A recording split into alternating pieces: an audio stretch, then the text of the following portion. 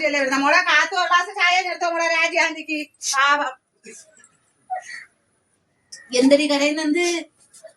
ആരെങ്കിലും മരിച്ചാ? ആരും മരിച്ചൊന്നുമില്ല. ചെല്ലും നമ്മുടെ വീട്ടിൽ ആരെയും മകളെ എനിക്ക് വീട്ടിൽ ചെന്ന് കയറാൻ. അതെന്ത് അടിയെന്ത് അവനെന്ത് എന്തൊരു പ്രശ്നം എന്തിനാ അവനിപ്പോ? ജോലിക്കും കൂലിക്കും പോണെന്ന് നാല് കാര്യം കിടക്കുന്ന ചേച്ചി. അവിടെ പോവാത്തവന് ചാരായ എവിടുന്ന് കുടിക്കുന്നത്? നമ്മുടെ വീട്ടിൽ അപ്പുറത്തെ ഗൾഫുകാരൻ വന്നില്ലേ, വന്ന അന്ന് ഒരാഴ്ച കൊണ്ട് അവിടെ പാർട്ടിയാണ് ചേച്ചി. അവര് പാർട്ടി കൊടുക്കുന്നെങ്കിൽ നിങ്ങൾക്ക് അടിപൊളിക്കാൻ കൂടി പൈസ തരാൻ പറഞ്ഞു. അവരുടെ കയ്യിൽ ഇല്ലെന്ന്. പിന്നെ ഈ പൈസ എല്ലാം കൂടി എവിടെ നിന്നടി അവർക്ക്? എനിക്കറിഞ്ഞൂടെ. കെട്ടതാല് വരെ ആ പെണ്ണ് പണയം വെക്കാൻ കൊടുക്കും ചേച്ചി. അവള് വഴക്കൊന്നും പറയത്തില്ലേ?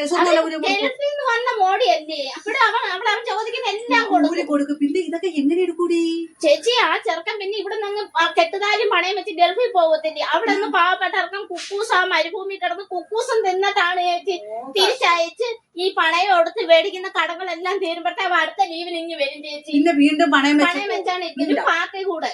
നിന്റെ ഭർത്താവിന്റെ സ്വഭാവത്തിന് അങ്ങനെയല്ല വീട്ടിൽ പോയി എന്തിനു ചരടാ? 5 മണിക്ക് അവിടെ ഇങ്ങനെ അമ്പലത്തിൽ ദർശനം തുറക്കുന്ന കണക്കാണ് ഈ ആൾക്കാർ ക്യൂ നിൽക്കുന്നത് അവിടെ.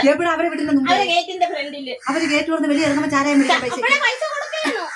അതിനൊക്കെ എന്റെ ഭർത്താവ് അതാണ്ട് ഒരു ശല്യത്തിനും പോകൂല. ജോലി ചെയ്യും വീട്ടിൽ വന്ന് നിങ്ങളുടെ ഭർത്താവ് എന്റെ ഭർത്താവ് പോകൂല. അങ്ങനെയൊന്നും മേടിക്കാൻ ഇന്നലെ ഞാൻ 5:30 രാധാകൃഷ്ണൻ മണ്ണന്റെ മീൻ മേടിക്കാൻ ഇറങ്ങി വന്നപ്പോഴേ ഫസ്റ്റ് എന്റെ ഭർത്താവ്, സെക്കൻഡ് നിങ്ങളുടെ ഭർത്താവ് നിൽക്കുന്നു. പിന്നെ നിന്റെ ഈ സ്വഭാവത്തിന് അവൻ കുടിക്കാതെ എന്താ ചെയ്യുക?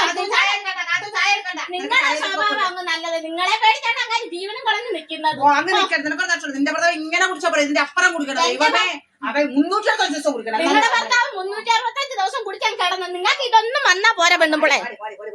ചായ വേണ്ട വേണ്ട